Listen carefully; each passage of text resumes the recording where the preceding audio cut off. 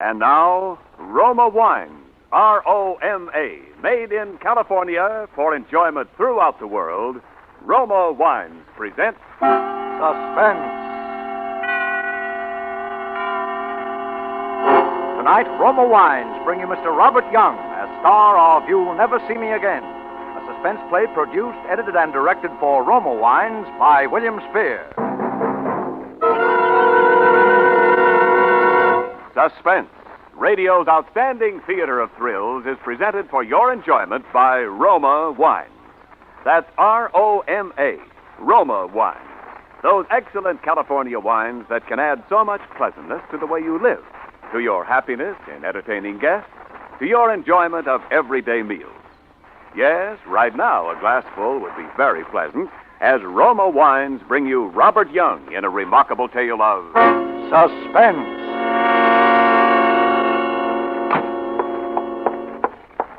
So, you're walking out on me. What does it look like to you? Like you're walking out on me? Got everything you need? Well, at least I'm glad you're showing your true colors. I'd rather have found it out now than later. Didn't take you long, did it, baby? You're looking for your coat. It's in there. Thanks. Need any money? I don't need anything from you, including your wedding ring. Here. You know what you can do with it. Sure. Hock it. Well, pick a nice, quiet hotel. I don't have to pick a hotel. I'm no orphan. When you get good and sick of it, come on back. Maybe I'll still be here. You'll still be here. You'll never see me again as long as you live. You'll never see me again as long as you live.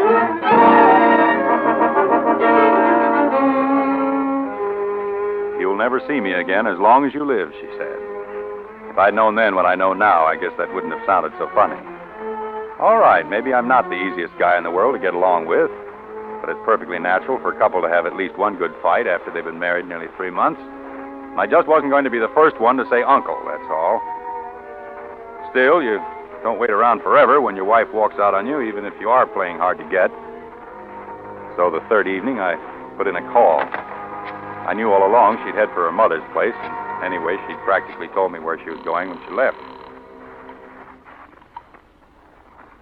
Hello? Oh, hello. Is this Mrs. Alden? Yes? This is Ed. Janet's husband. Oh, yes. How is Janet? Isn't she there with you? With me? Why, no. Isn't she with you? No. That was all I needed to hear. I grabbed my hat and headed for the bus station. That was the only way she could have possibly gone to her mother's place at that time of night, by bus. First, I wanted to find out if there was anybody who could positively identify her as having left. The guy at the ticket office wasn't very bright. To West Hampton? Well, seems like I remember somebody like that. It would have been Monday night, just about this time. West Hampton Monday night, huh? Mm-hmm. Well, maybe. I couldn't be sure, though. Never mind. Give me a ticket. Where to? Where do you think? West Hampton.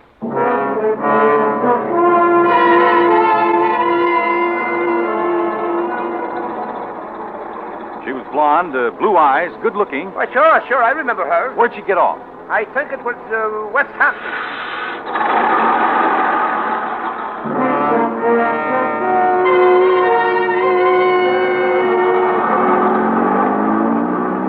Well, good night.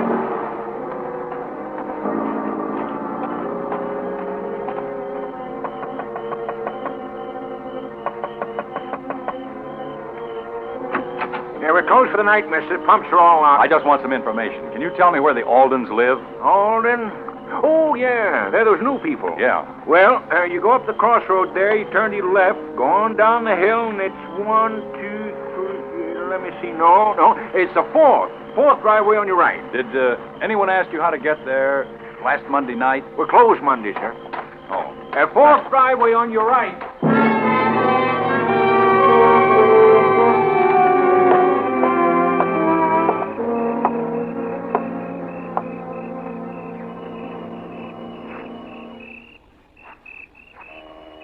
Must be somebody lost their way. Yes? I'm Ed Bliss, Janet's husband. Oh, yes. Come in, Ed.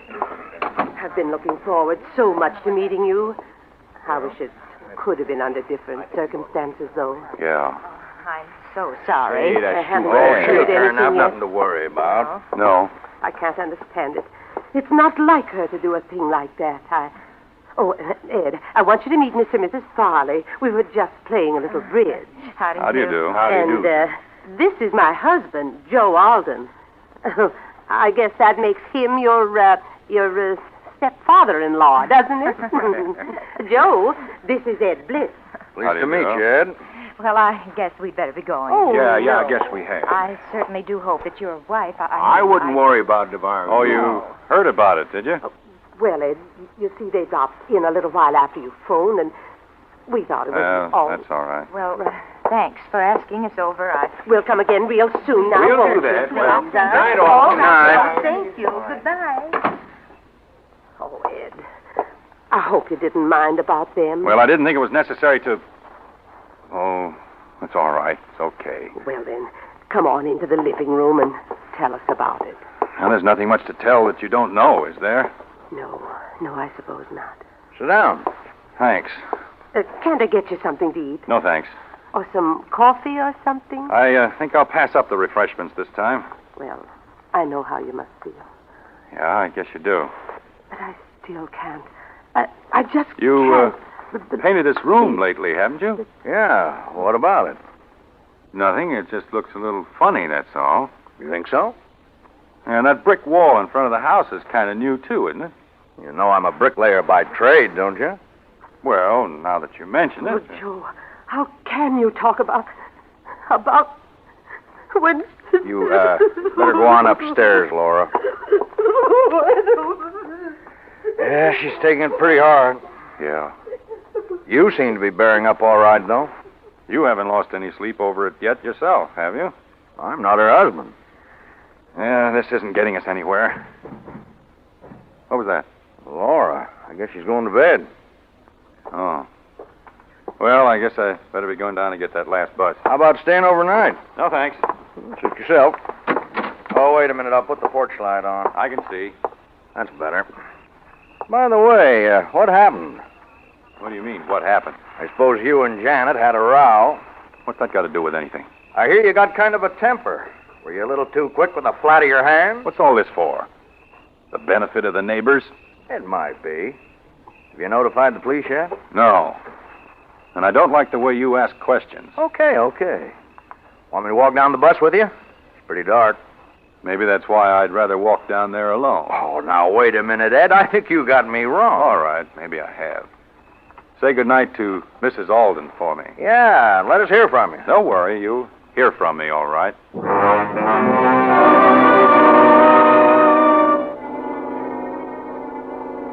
It was still plenty dark when I got back to town, but I took the shortcut at the corner just the same, a path across the vacant lot. Between the lot and my house, there's a hedge.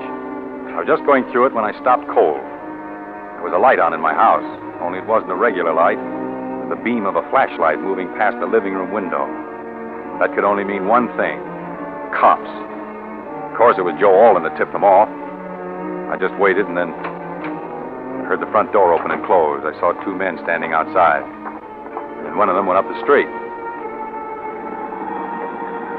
Pretty soon, I heard a car drive off. The other man was just a shadow then, standing by a tree in front of the house. You could see he was expecting me to come from the other direction. I stepped through the hedge and went over to him. Would you be looking for anybody in particular? I might be. Who are you? Ed Bliss. Who are you? Detective Stillman, Bureau of Missing Persons. How'd you know anyone was looking for you? Oh, I'm just bright that way. Oh, yeah? Well, they like bright boys down at headquarters. Come on, let's go.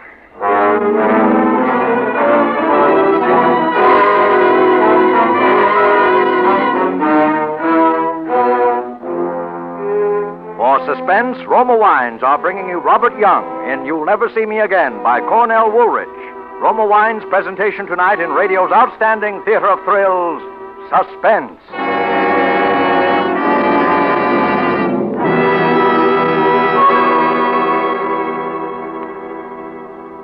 Between the acts of Suspense, this is Ken Niles reminding you that it's really simple to please the palates of fastidious guests if you'll just be sure to serve Grand Estate wines.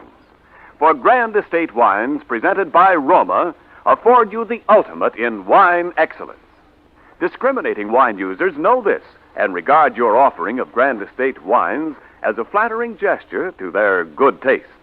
For in Grand Estate wines, particular guests find the brilliant clarity, full fragrance, and mellow taste that distinguish truly outstanding wine. You see, Roma created this limited bottling of magnificent Grand Estate wines especially to please those who know fine wines.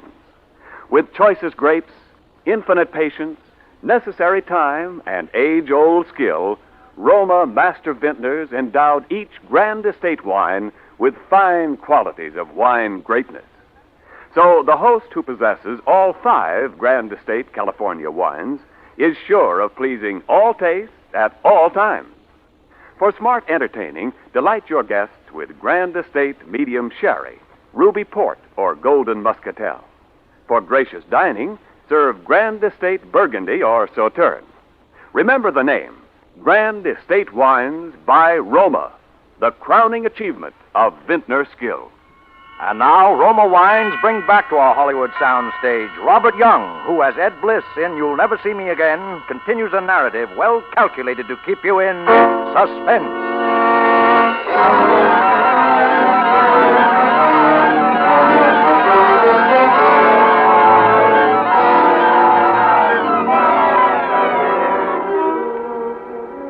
He stood there in the shadows watching my face, Detective Stillman of the Bureau of Missing Persons.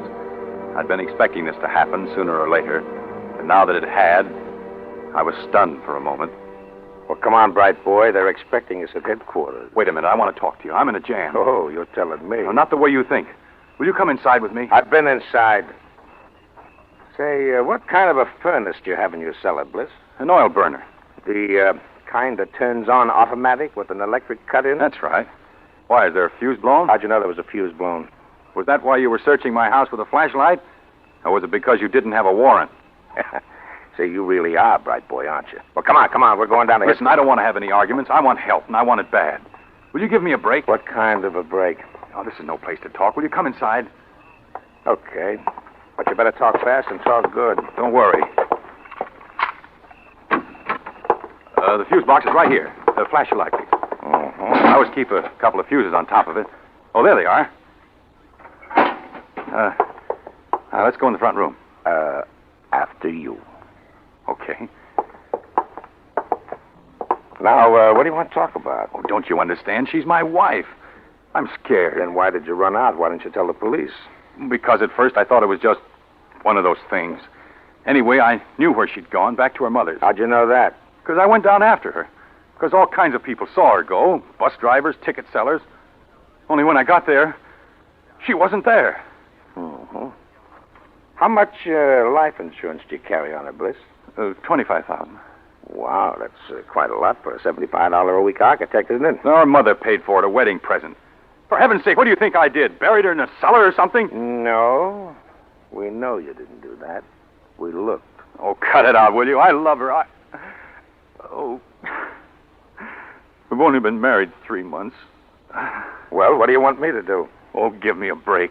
Listen, if you take me down to headquarters now, it may be hours. Oh, it'll be hours, all right. And in the meantime, if there's still a chance... But there's got to be.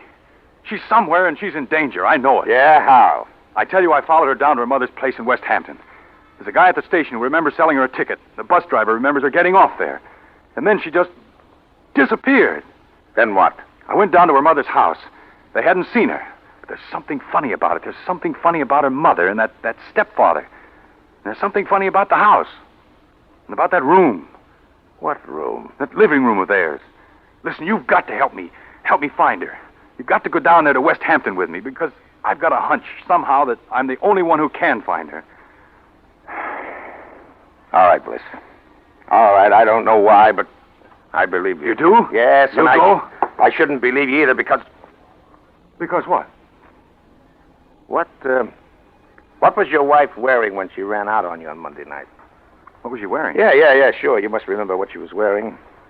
Well, she's wearing a gray flannel suit, skirt and jacket, pink silk shirtwaist, patent leather high-heeled shoes, and one of those crazy little hats. Any baggage? Yeah, a little tan suitcase. You're sure of that? Sure. Well, that's why I shouldn't believe it. Why not? Because when you find somebody's clothes around, you usually start looking for the body right nearby. Well, what do you mean? Well, they weren't burned up because that fuse had blown.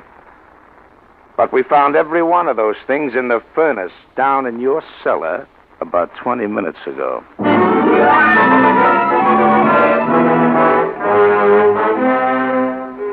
When he said that, I knew there wasn't much time. But he was going up to West Hampton with me anyway, and that was the main thing.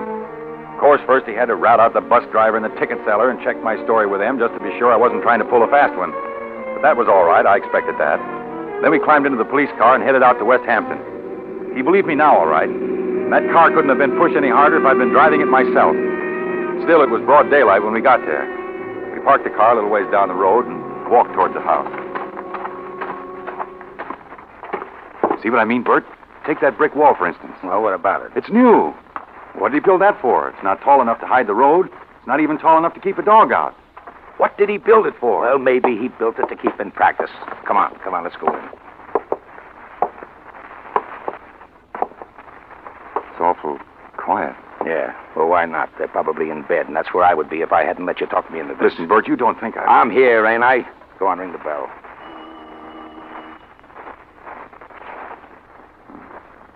No answer. I'll keep trying. Shades are all down. I don't think... Well, come on, let's try the back door. Shades are down on this side of the house, too. Huh? Look. The garage is empty. Yeah. Well, I guess our birds have flew the coop, all right. Bert, I don't like Come on, we'll try this back door anyway. Oh, it's locked. Here's an axe. Yeah, wait a minute. Let me try my keys.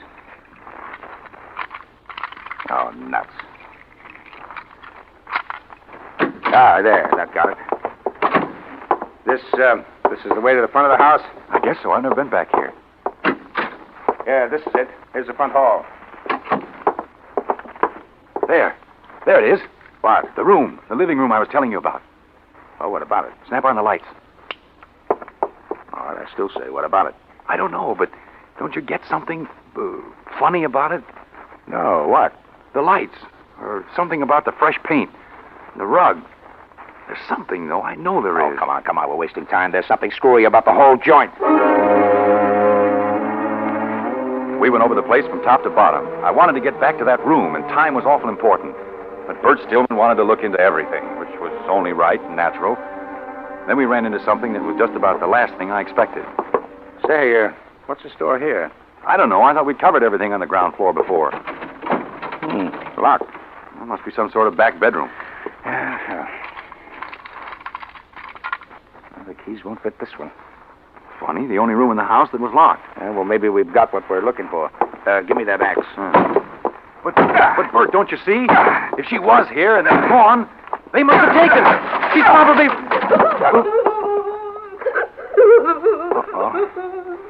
Oh, who's she? Mrs. Alden. Your wife's mother? Yeah. Say, where's your daughter? Oh, please. Come on, where is she? I don't know. Was she here? Yes. Where's she now? I don't know. Did she leave with your husband? I don't know. Why didn't you tell me she was here the other night? Joe told me not to. She was here. And the next morning, Joe told me she'd left. And this morning, he left to go. What did you lock yourself up in here for? I knew when Joe left this morning that something terrible. And when you came, I was frightened. Come on. Where? Why don't you get it? For some reason, the stepfather's put the snatch on her. We've got to put a call through to headquarters and get the highway patrols on the watch for him. Well, what about her? Oh, she comes along. Please. Come on. Bert. Yes? There's something wrong about this. You bet your life there is. No, I mean, why would he do it? What motive would he have? Let me worry about the motive. You worry about your wife. And it's got some connection with what's wrong about that room, whatever it is. Will you forget about the room? We've got to get I want to look at it just once more. Listen. Do you want your wife back or don't you? There's no time to stand. Bert, I've got it. Got what? It's lopsided, don't you see? It's not on a square. How do you know? I'm an architect. Look, the lights aren't in the middle of the ceiling. The windows aren't in the middle of the wall. So what? The design of the rug is wrong. It's cut off too close to that wall. Bert. What? That wall. That's why the room has just been repainted. That's why I built the brick wall in front of the house. I don't get it. One wall of this room is a dummy. Built out in front of the real one. That's why the room looks lopsided. That's why I built the brick fence, to get bricks without arousing suspicion. Which wall? That one. And Bert, it must be hollow. Give me that axe. You don't think that Janet... Bert, give it to me. Get back. Get back. You hurt me. Get back. Mrs. Alden. Is Janet... Answer me. Answer me. He couldn't have done a thing like that.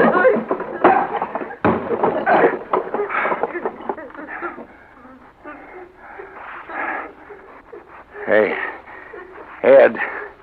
Yes? Didn't you say your wife was young? 23.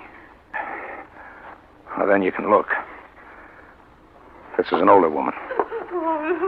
Do you know her? No. Well, there's your motive. Yeah. But who could it be? I don't know. Well, she must know, the mother. She can't even talk. Say, Ed. Ed, you would know if she was the mother, wouldn't you? Of course I... What? No, I wouldn't. I never saw Janet's mother until I came here to the house Monday night. Oh. Mrs. Alden. Mrs. Alden, answer me. I'm not Mrs. Alden. That's Mrs. Alden.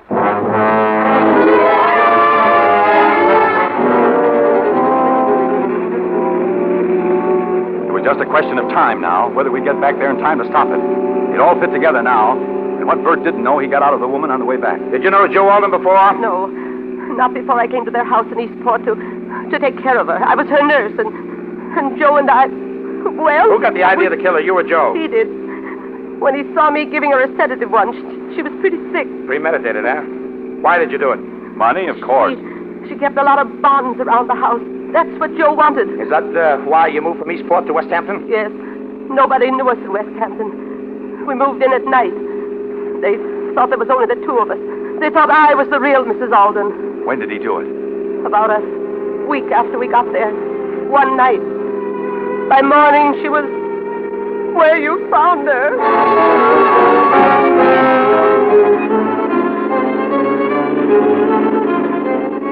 We were doing better than 80 most of the way, but I still didn't think we'd make it. And naturally, Bert was afraid to put the local cops around the house for fear Alden would spot them first and take Janet away.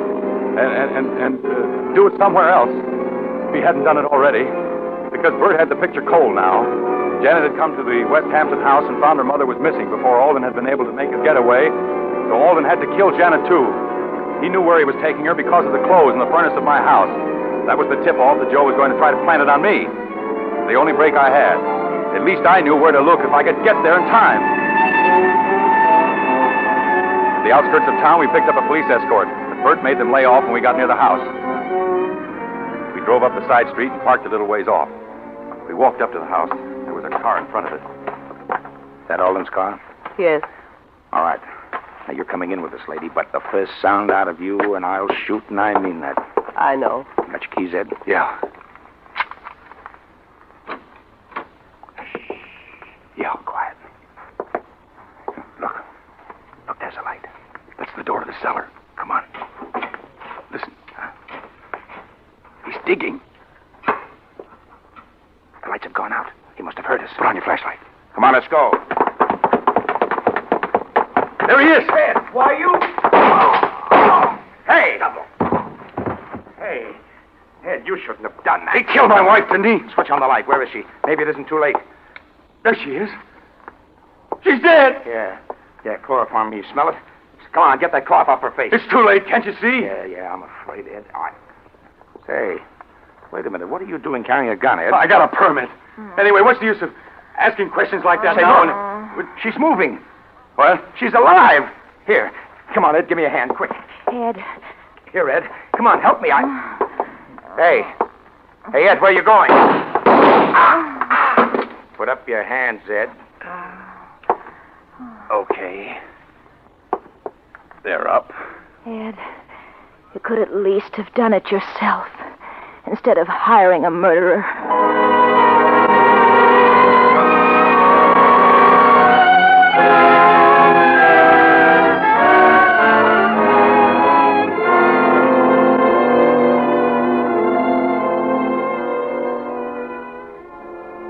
What'd you do it for, Ed? The money? What do you think? For fun? Go ahead. Talk. Well, anything to make you happy. Would have been perfect if Alden had killed her when he first got her in the cellar like I told him to. Maybe he had a sneaking idea I was going to double-cross him. He was stalling until the last minute. I don't know. Anyway, it won't do him much good where he is. What'd you have on him, Ed? The mother, his wife. I'd been up there before, alone. I knew he killed his wife because I'd seen a picture that Janet had of the real wife. I spotted the room right away. Told Alden I'd split the money with him if he took care of Janet. And if he didn't? Go on. I knew I could pick a fight with Janet, and I knew she'd run up to her mother's. And I went up there to make it look good. After I left, Alden was to call the cops like he did. You take me down here to headquarters, and while you were giving me the old third degree, Alden was supposed to plant the body in the cellar. That way I was in the clear, because you know I couldn't have done it while I was down here talking to you. You know she hadn't been there before because you'd looked. That's why I planted the clothes in the furnace. Remember? So you would look. I had an alibi. Nobody had a thing on Alden, unless I squawked. He had to take that chance. Yeah, looked pretty good there for a while, didn't it? Yeah. Your wife's outside. Want to say anything to her? Huh? Oh, just tell her I said, you'll never see me again.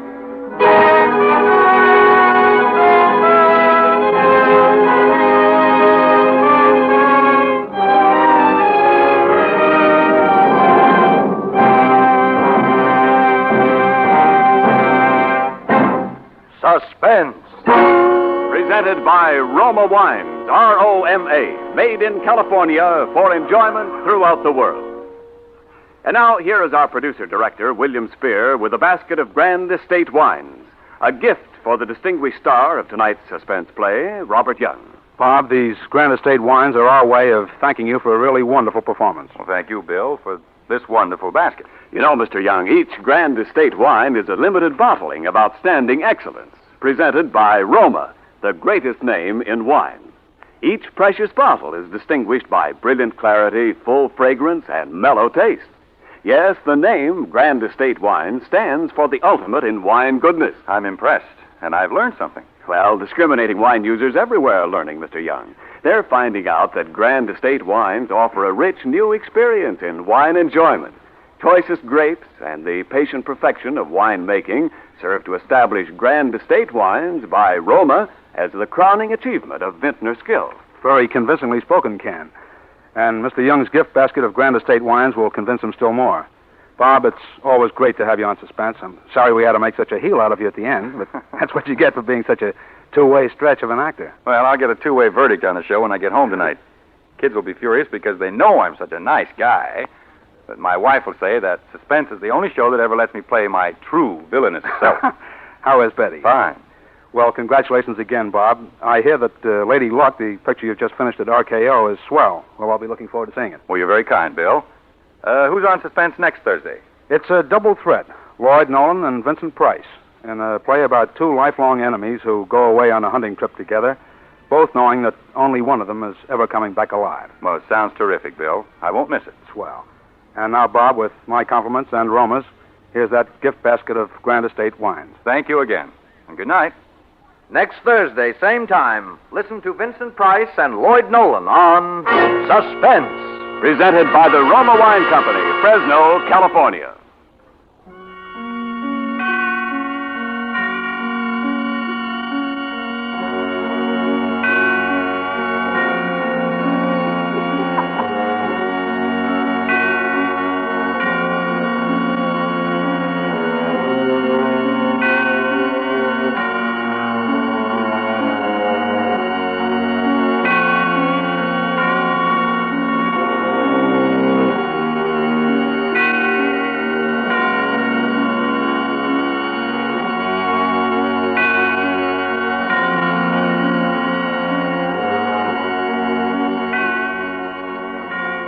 This is CBS, the Columbia Broadcasting System.